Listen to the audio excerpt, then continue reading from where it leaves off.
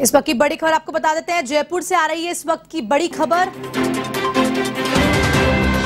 फर्जी ई चालान बनाकर मकानों की फर्जी रजिस्ट्री करवाने का ये मामला सामने आया है जयपुर से। मामले फरार सरगना नीरज योगी गिरफ्तार हो चुका है। पुलिस के लगातार दबाव के चलते सरगना नीरज योगी ने कोर्ट में सरेंडर किया। इसके बाद गिरफ्तार कर लिया गया। फर्जी ई चालान के जरिए रजिस्ट्री करवाकर सरकार को लगाया था करोड़ों के राजस्व का चूना। फर्जी रजिस्ट्री की आई रकम को गिरोह के साथ आपस में बांटा। नीरज की गिरफ्तारी के बाद रजिस्ट्रार और उप रजिस्ट्रार की भूमिका की चर्चा।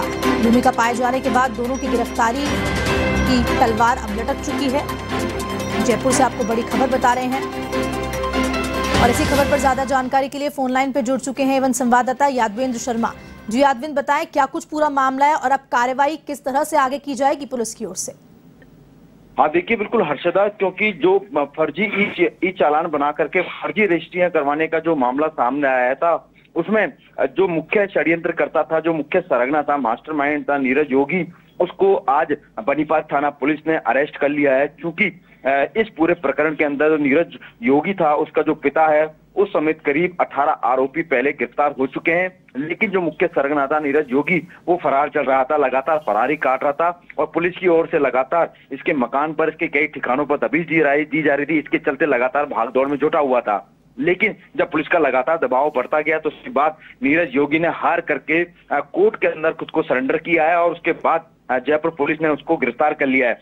नेपाल थाना पुलिस जो है उसको गिरफ्तार करके अब थाने लेके आई है और उसके बाद उसको कोर्ट से यहाँ पर रिमांड पे लिया गया। पीसी रिमांड पर अब सबसे बड़ी बात यह है कि पुलिस ये पूछताछ करेगी, चूंकि उप पंजीयक कार्यालय में जहां पर ये रजिस्ट्री मकान की जाती थी, क्या उसमें रजिस्ट्रार और उप रजिस्ट्रार की भी क्या इसमें भूमिका रही है? क्योंकि ये फर्जी ई चालान बना करके और फर्जी रजिस्ट्रियां करवा करके ये सरकार को चूना लगा रहे थे। सरकार को राजस्व का जो नुकसान हो रहा था, उस पूरे प्रकरण में 10 जो मामले थे, 10 मुकदमे जो थे वो बनीपाल थाने के अंदर दर्ज किए गए, जिसमें नीरज योगी के खिलाफ थे सारे। इसके अलावा अन्य लोगों के खिलाफ भी 10 मुकदमे थे।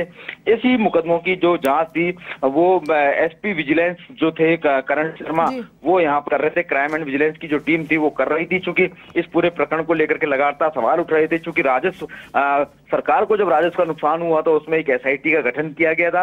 उस एसआईटी को यहाँ पर सुपरविजन जो थे वो करण शर्मा कर रहे थे और उसके बाद ये आरोप प्रमाणित हुए, सारे स्कैंडल का पर्दाफाश हुआ और उसमें नीरज योगी की जो भूमिका थी वो सामने पाई गई। हर्षदा, निश्चित तौर पे अब नीरज योगी के गिरफ्तार हो जाने के बाद यहाँ पर अब सबसे बड़ी जो तलवार है वो यहाँ पर रजिस्ट्रार और उप रजिस्ट्रार पर अटक गई है। चूंकि नीरज योगी जो था वो कहीं ना कहीं मिलीभगत करते हुए फर्जी ई चालान बनाता था, फर्जी रजिस्ट्रियां करवाता था। तो निश्चित तौर पे कड़ियां नीचे से नहीं जुड़ी हुई है, कड़ियां ऊपर तक जुड़ी हुई है कि रजिस्ट्रार को आखिरकार और उप रजिस्ट्रार को इस बात की जानकारी क्यों नहीं मिल पाई कि नीरज योगी जो है इसे फर्जी रजिस्ट्रियां करवा रहा है और रजिस्ट्री से आई जो रकम थी उसको ये गिरोह ऊपर तक भी पहुंचाता था और अपने साथियों में आपस में बांट लेता था।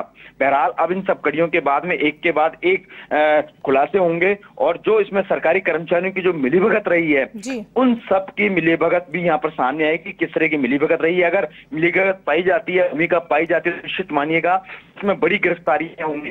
क्योंकि अब तक 20 करोड़ रुपए का ये जो सरकार को राजस्व का चूना लगा चुके हैं, नुकसान पहुंचा चुके हैं और कितनी यहाँ पर रजिस्ट्रियां इसने करवाई, क्योंकि अभी तक प्राइमरी जो इन्वेस्टिगेशन हुई थी इसमें 275 से ज्यादा रजिस्ट्रियां, सबसे ज्यादा रजिस्ट्रियां यहाँ पर इस नीरज योगी ने करवाई थी। बिल्कुल हर्षदा, तो निश्चित तौर पर मानिएगा एक बहुत बड़ा घोटाला था, स्टैम्प घोटाला था। उसमें फर्जी ई चालान बना करके फर्जी रजिस्ट्रियां करवाने वाला ये पूरा गिरोह था। अब नीरज योगी के सरेंडर के बाद, गिरफ्तारी के बाद अब सारी चीजों के खुलासे और होंगे और लोगों की मिलीभगत भी सामने आएगी। जी यादवेंद्र, तमाम जानकारी साझा करने के लिए धन्यवाद। तो हमारे साथ जुड़े हुए थे यादवेंद्र शर्मा, जिन्होंने पूरी जानकारी दी। स्टैम्प घोटाले में योगी के पिता समेत अब तक 18 आरोपी को गिरफ्तार किया जा चुका है। नीरज ने सबसे ज्यादा 275 फर्जी ई चालान के जरिए रजिस्ट्री करवाई मकान की। अब आगे की कार्रवाई में पुलिस जुट चुकी है।